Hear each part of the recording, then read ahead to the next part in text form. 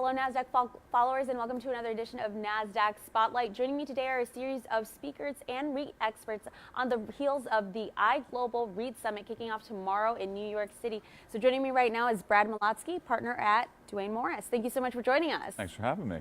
So Brad, what will your panel at the summit will be about? So the whole day is about REITs, but my panel in particular are folks from large companies that are focused in environmental social governance, or ESG, and its intersection with real estate. So how are big companies thinking about environmental social governance, sustainability, and what are they doing within their own portfolios? Both because they think it's either the right thing to do, there's a return on investment, or they're being pushed by shareholders, or it's a combination of both. So the conversation is around why are they doing what they're doing, and do they believe in it, and or are they being pushed to do it? Okay, and we're going to talk a little bit about ESG right now. So when people hear these words, particularly investors, ESG and sustainability, what significance does it hold within real estate, and what does it mean to investors? Depends on where you are, depends on kind of almost what country you are, and depends on geography a little bit, I think. And so it's not everything to everyone, and it depends on a little bit your political stripe, unfortunately, but it doesn't need to be. And so the question becomes a bit, you got to be careful who your audience is and who you're talking to a bit. But it really focuses in on the E part is environmental. So what impact are we having on, if we're owners or we are users of space, what impact are we having from our space on the environment and on the employees and on the people coming into our buildings? So the people walking in and out of the buildings and the cleaners and the people who are servicing the buildings. And that's E, so what impact is that having? The S is social, so kind of diversity, inclusion, issues of child labor, anti-slavery, kind of those types of social issues. And G would be governance, so think about kind of from a public company perspective, because we're at Nasdaq, how boards are being governed, ISS type issues. So board compensation, board governance issues, CEO compensation, board inclusion and diversity, roll off on boards. And so when you marry it all together, that's the E, S, and the G. Right. Some people have focused on sustainability narrowly, which is not bad, but sustainability would be the E piece of E, S, and G. When you put it all together, it tends to be the E, S, and the G piece. And some of these larger companies are starting to focus on the larger umbrella of E, S, and G.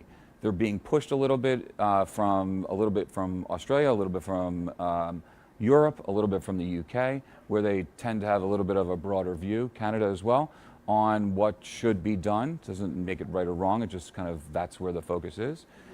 There's a bit more shareholder activism going on these days in the last 10 years in those arenas, and so you're seeing more and more push there.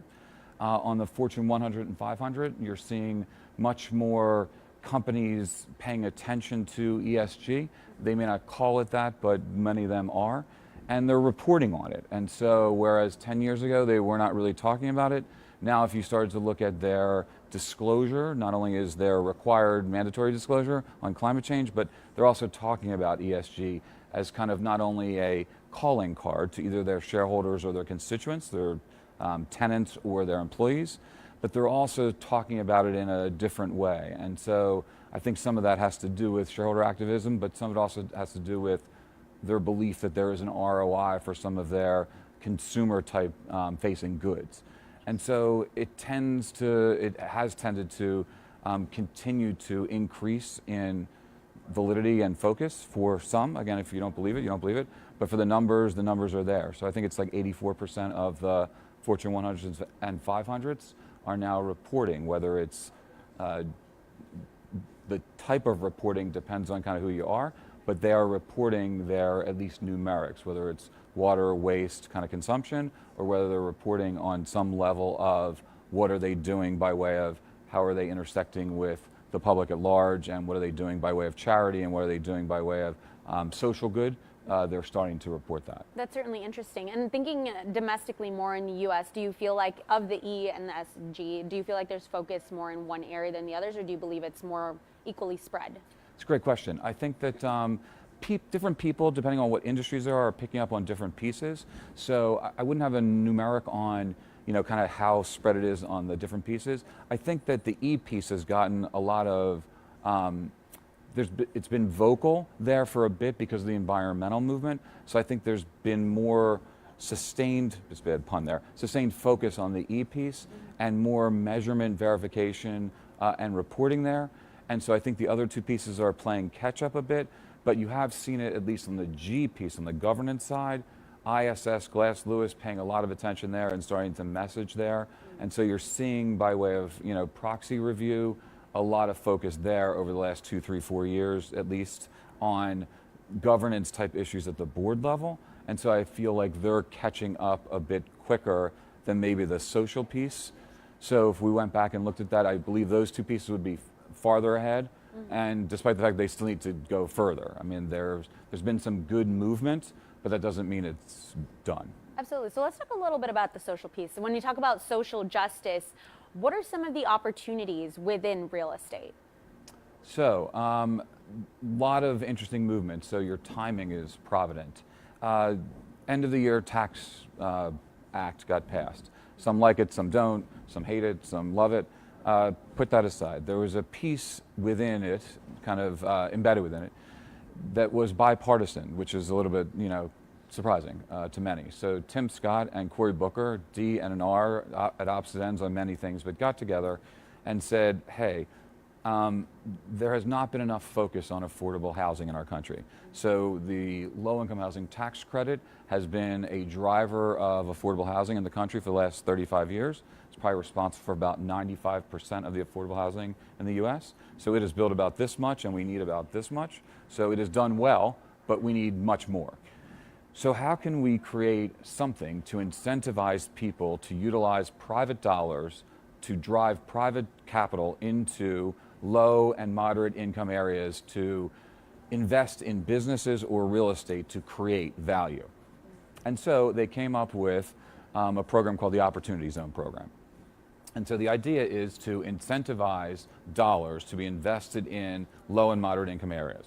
And so the program is essentially, in a nutshell, it's probably longer than we have today, but in a nutshell, they said to the governors of all 50 states, you have 3 months from January through the end of March, and then they gave them a little bit more time to the end of April. We're going to give you the maps to all of your census areas, so HUD census data for last 10 and 15 years. You, governors, with your economic advisors and whomever, sit down, figure out areas that you have, decide on 25% of what you have, and give it back to us, U.S. Treasury, within 3 to 4 months. Those areas will be deemed to be opportunity zones that will be entitled to certain special benefits. So the governors did their thing, they looked at these zones, they talked to their advisors, and they gave back these circled maps. The maps then were given to Treasury. Treasury looked at them and blessed them and said, okay, fine, these areas are now deemed to be opportunity zones. Those maps of all those zones are now live and online. So you and I could grab an iPhone, pull it out, and type in New York, opportunity zones. You'd scroll down and you'd be able to find an interactive map that's just as awesome within 30 seconds, maybe 45, depending on how good your Wi-Fi is. And so what's special about these opportunity zones, to get back to your question? Well, if you or I sold stuff, and it could be anything. It could be personal property, so I'm just looking at earrings, it could be dresses, it could be suits, it could be ties, it could be stock in a company, it could be gold, silver, it could be anything that's personal property, or it could be real property. So if we sell either of those two things, you and I, because we're partners now, if we sell that and there's gain, capital gains, typically we would have to pay the federal government around 23% of that gain. So we'd have to do that. This program allows for 3 kind of big things. It allows you to defer payment, so we don't have to pay it right away.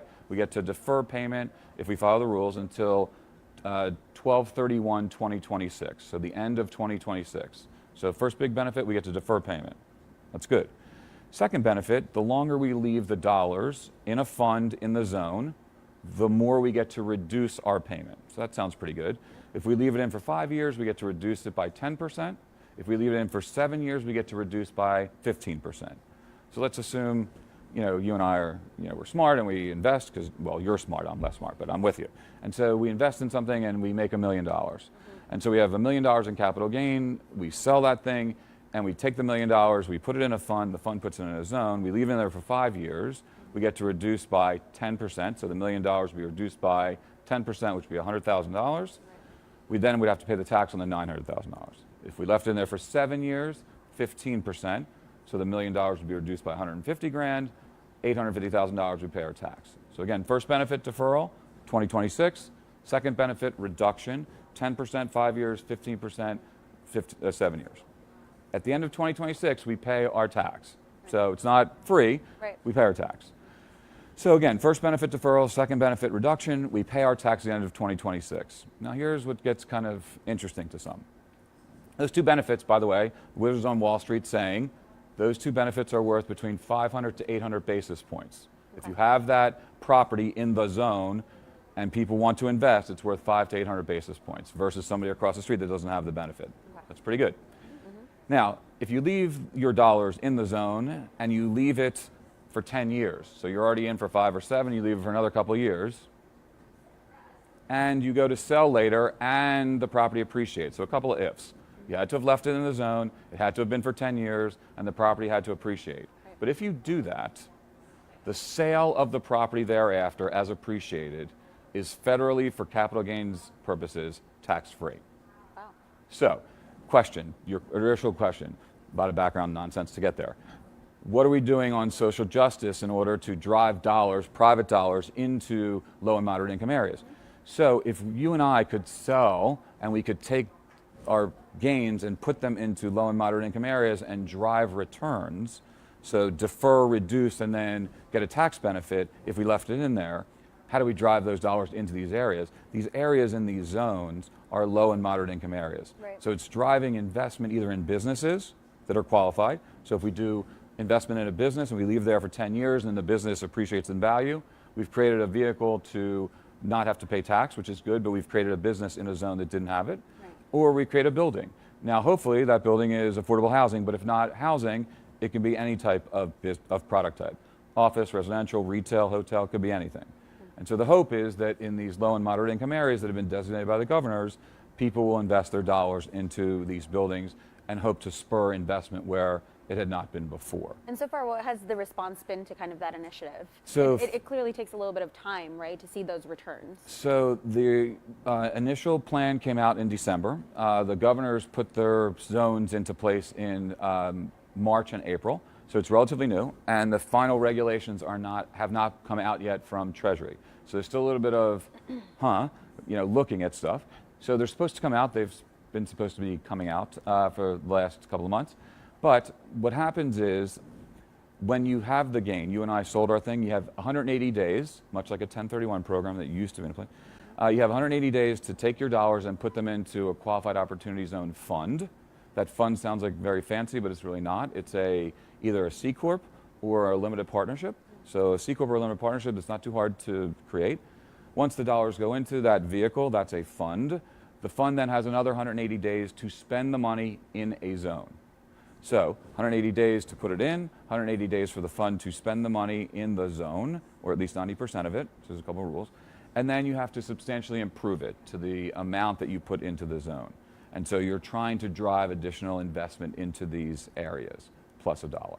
So again, there's a couple of rules you got to make sure you follow. You have to certify, you have to, every year you have to make sure that the dollars are spent within the zone. Because again, we're not trying to game the system. We're trying to make sure that those dollars go into these areas which are supposed to be the opportunity areas. Exactly. Okay, great. Well, I'm very interested to see how that so plays out. Early, still too early because essentially the regs aren't out, so people are a little bit nervous. But every time somebody sells property, they're thinking now, 180 days, what do I do? And so over the last couple of months, the interest has picked up. Initially, there weren't many articles about it. Now, every week, you'll start to see feeds on every morning. You sort of get inbound traffic. You're starting to see an article every morning from somebody on opportunity zones. I dare say now that we're back from the holidays, people are starting to form funds. There's a variety of funds that have now been created with hundreds of millions of dollars and billions of dollars from banks, investment banks, and other vehicles. And so people will not only now they've formed funds, they're going to be looking for product to invest in. People that are building buildings and or serially building things in a zone. Wow. Very interesting indeed. So moving on a little bit to the environmental part of ESG, we've heard of mention of WELL and FitWell, which are two hot topics right now. Could you tell us a little bit more about what they are? Sure. So we're going to get into that a bit tomorrow. But so WELL and FitWell are kind of, I don't want to say flavor du jour, because it's not. It will be here into the future. But if we look backwards a little bit, LEED and Energy Star were kind of things that started, let's say, 10 years ago. So LEED, Leadership in Energy and Environmental Design, was a way to look at the built environment. And it was a placeholder and a focus on how do we build the four walls and think about how the things that were going in it, ceiling tile, wallboard, carpet, materials, people, air conditioning, how do they combine together, and can we measure those impacts on the built environment to see what impact they had on sustainability for the environment and for the people. That was kind of the start. Hand in glove was Energy Star, which was created by the EPA. A free tool, Portfolio Manager, allowed you to look at your energy consumption, measure, monitor, verify how much energy was being used by the lights and the air in a building to see if you were being a good consumer of that versus competitive buildings. Right. And those two were linked together. So if you had a good energy consumption score, that tended to feed into your LEED score. That looked at the four walls and the consumption of the building. But what it didn't do intentionally was it didn't look at you and I. It wasn't really focused on the human aspect of it. And so if you think about it, over the last couple of years, there's been a lot of more focus on the individual, wellness. What can I do for my own person? Is it, yoga? Is it eating better? Is it sleeping better? How do I, do that for myself, for my family?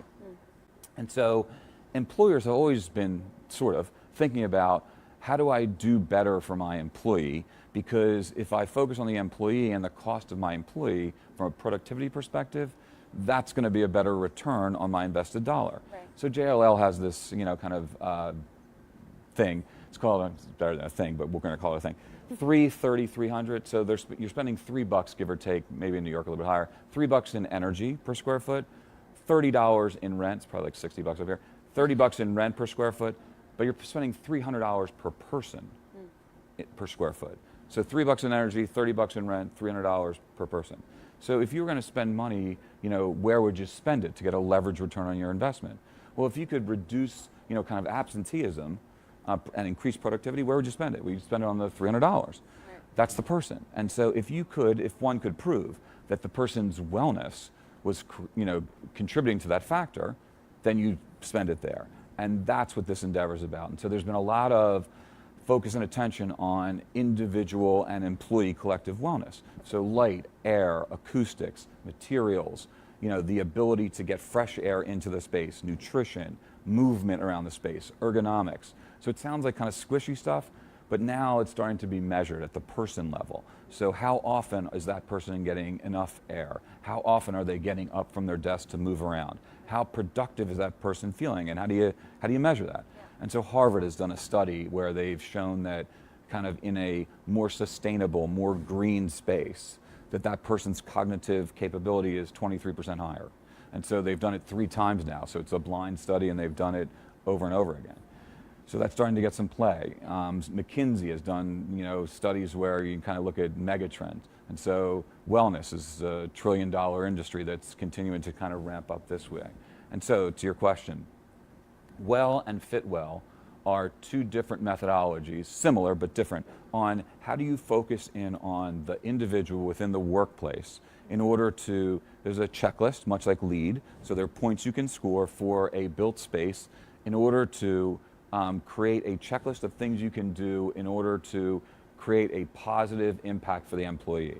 And so there are companies that are paying attention to WELL, and so it's a methodology and a certification that a building can get, that it has created a workspace that is WELL certified.